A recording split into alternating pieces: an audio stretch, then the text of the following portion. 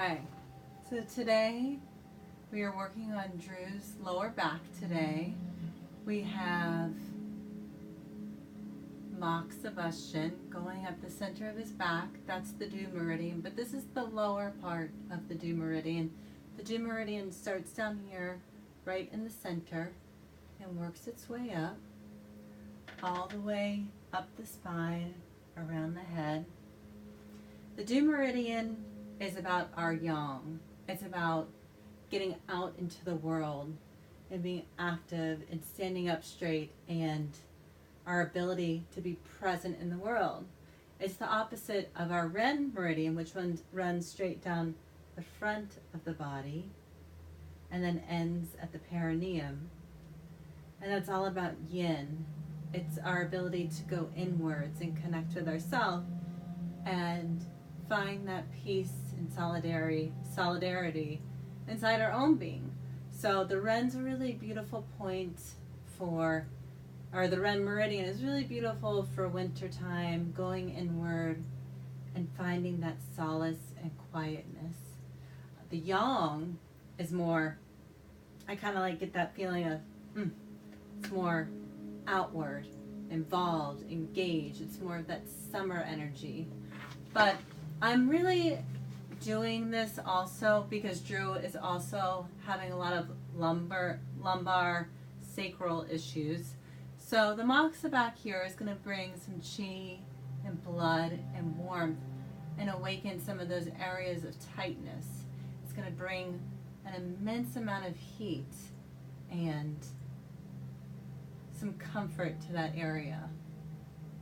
Moxabustion is great because it brings that chi and blood and energy of the body to this area that needs some healing and loving and some TLC. So the Moxa is gathering the energy right here. This is great. I don't know if you can see the smoke, but it's coming up out through the Moxa cones. I'm actually going to take a little picture.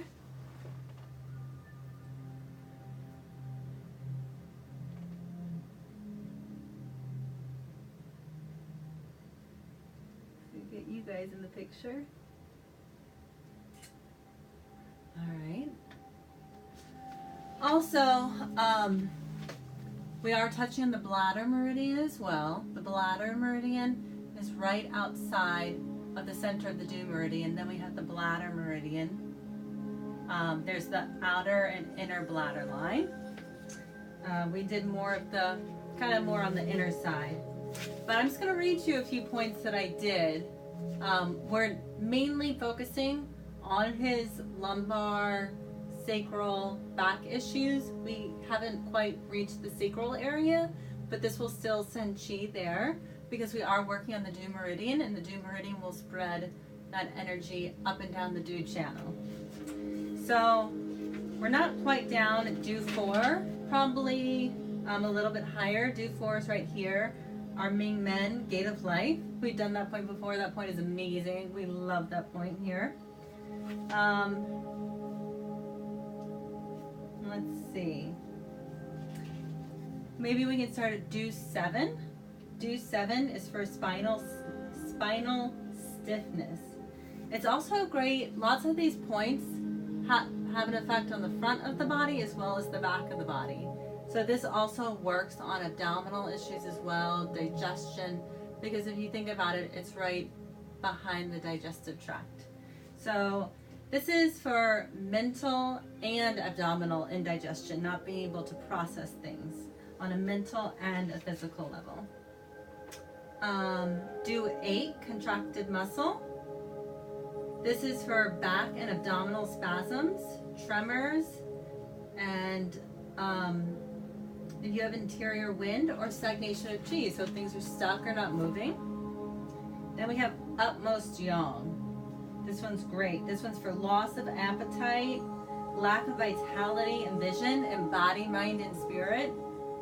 I think we all need that. Who doesn't need more vision, vitality in our body, minds, and spirit? Abdominal distension, liver chi, stagnation, hiccuping, belching, sighing. So that's more of that stagnant liver chi stagnation.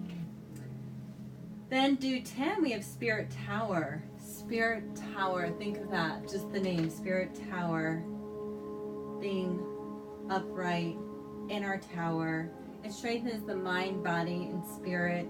It's also used for neck pain and stiffness. These points are actually starting to move up the back, but I'm still going to say one more because I like this one. Do 11. And this one's further up the back.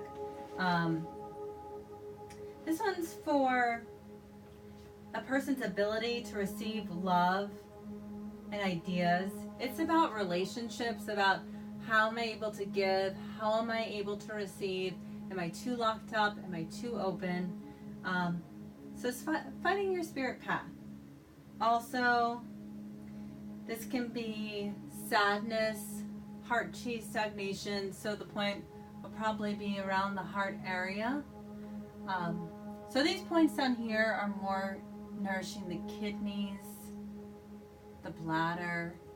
And those are also things we think about for the winter time, the winter element. The winter element deals with the kidney and bladder. So although we're strengthening the yang, which is more, I think, more of a summer time, we have more yang in the summer when the days are longer, we're out and about, we're interactive with the world.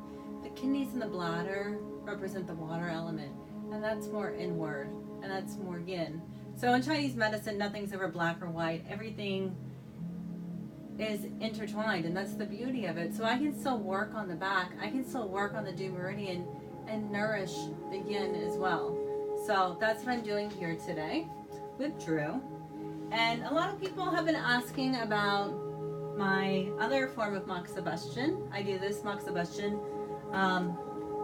And my other form is direct moxabustion. This is what I love. And this is the first type of moxa that I learned to use. So I find my point. Let's see, point that you can see. I mark it so I know exactly where I'm putting my moxa.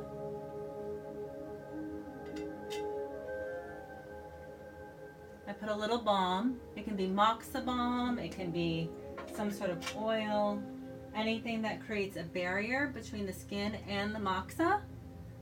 It also helps the moxa stick to the point. And what I do with that is I take a piece of incense.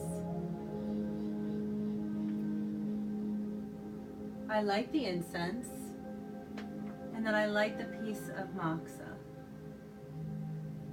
And whenever the piece of moxa gets warm on Drew's back, I'll have Drew tell me warm, and I'll take it right off. Did you feel that, Drew? Yep. Okay. All right, so I'm going to do another piece.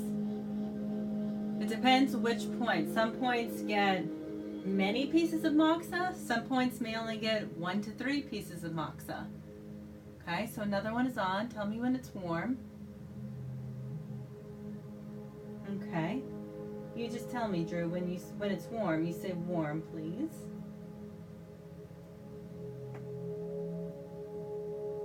Okay, last one. We always do odd numbers to tonify, so I'm doing 3 here.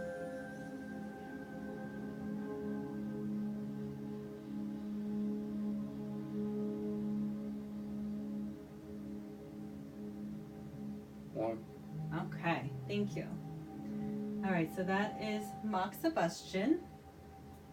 These are two different forms. There's so many forms. There's stick forms where you put the heat close to the skin and you wait for it to get warm. But I love the direct moxabustion. I love these because the moxa oil really has an opportunity to soak into the skin, and it's really awesome at tonifying the body, building the body up, bringing chi and energy to the body. So as well as putting moxa on individual acupuncture points, you can also have the moxa as a secondary effect for really building the body up. So someone that's been had a long-term illness, or who's really just down and out, or needs that extra boost to get up and get out. That's great with moxa. That's great for moxa. Is great for that.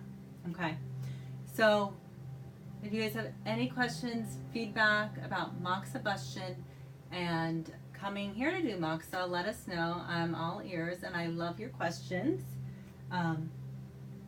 That's it for Moxa today. Thank you for tuning in and joining us. And we'll see you next time. Drew, do you have any feedback? No?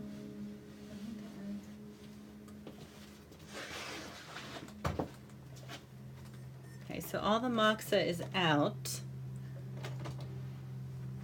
I'm going to let you see how it looks on his back.